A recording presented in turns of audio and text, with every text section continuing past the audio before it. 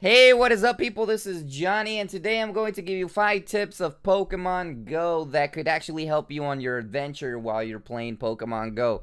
The first tip that I'm going to be giving you is that when you first start off playing Pokemon Go, make sure to look at a couple of videos on how people throw the Pokeball. The reason why you want to know how to throw a Pokeball at a Pokemon initially is because you are going to lose a lot of Pokeballs in the beginning because the game doesn't actually give you a tutorial to throw Pokeballs. And you want to go ahead and conserve them because the Pokeballs are actually kind of very little in amount. Well, they give you a lot of Pokeballs when you start off, but you want to go ahead and try to conserve them a lot. Why? Because then later on in the game, you're probably gonna end up paying for Pokeballs if you don't end up conserving them. And then you will probably have to go to Pokestops in order to get more Pokeballs and stuff like that. In order to level up faster in Pokemon Go, I recommend that you go to different locations where you find new Pokemon. Every time you find a new Pokemon, you will probably get roughly a 600 experience points or more. And this will help you level up your character's levels to make it to level 5. So I recommend capturing new Pokemon that you can encounter as possible if you have time. Try to encounter all the new Pokemon, click on them as fast as you can to encounter new Pokemon. I also recommend recapturing older Pokemon because they give you an easily points of 100 experience points.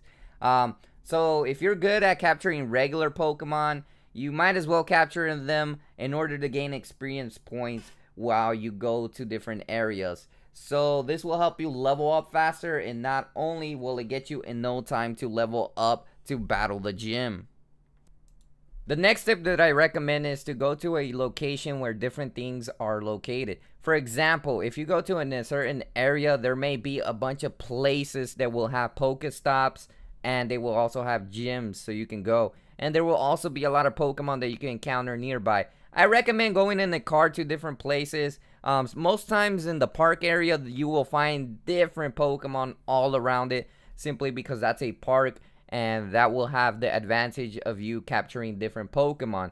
So I recommend every time you're using the GPS, if you're in the car, cruise around and go to an area where there will be a lot of Pokestops and you see a lot of signs of Pokemon there. That usually means that you will get a bunch of perks when you go to these stops. And I recommend going in the car, personally finding these areas.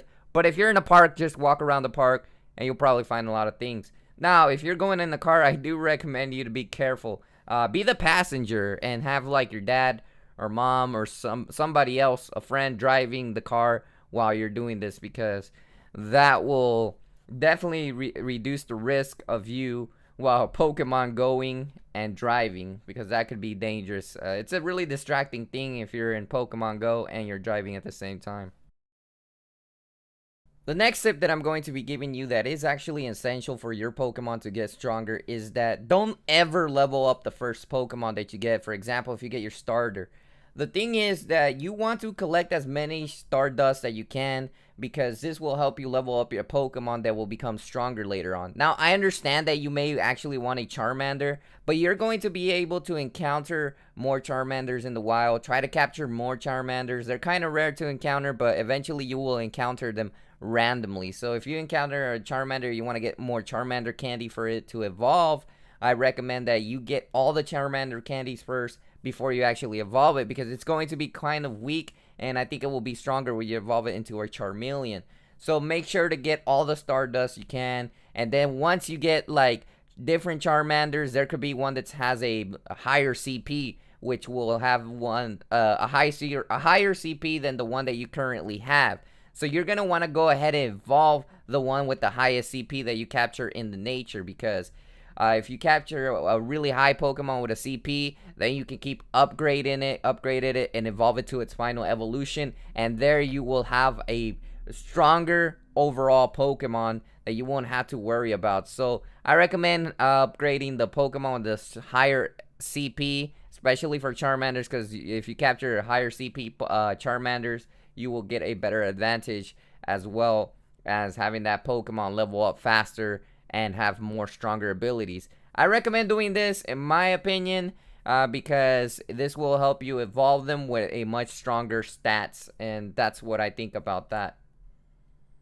The final thing that I'm going to be talking about is my personal view on the gyms. Now, the gyms are actually quite easy depending on the person that put the Pokemon there. Right now, you have the ability to get a really strong Pokemon and go to a gym and battle it. Not everyone has gotten a really strong Pokemon at these gyms that you can. So that means that you can actually beat these gyms easily if you get a higher level Pokemon. For example, in my area, since the game just came out, there's only some Pokemon that are pretty weak, like Eradicate, that probably have a CP of 136 or who knows, around there.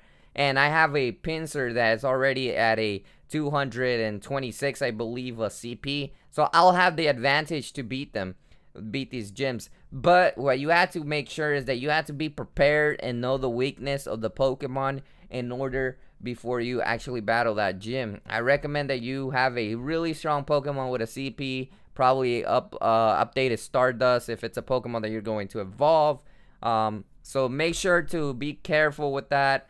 And then you'll be able to battle these gyms and then probably leave a Pokemon there to transfer after you beat the gym and leave that gym pretty strong with a strong Pokemon that will make it difficult for other players to actually go and defeat your gym. So that's the final tip that I recommend. And let me know in the comment section what tips you recommend for Pokemon Go. I'm still learning stuff through the game, but these are the tips that I personally found out that are really useful for me.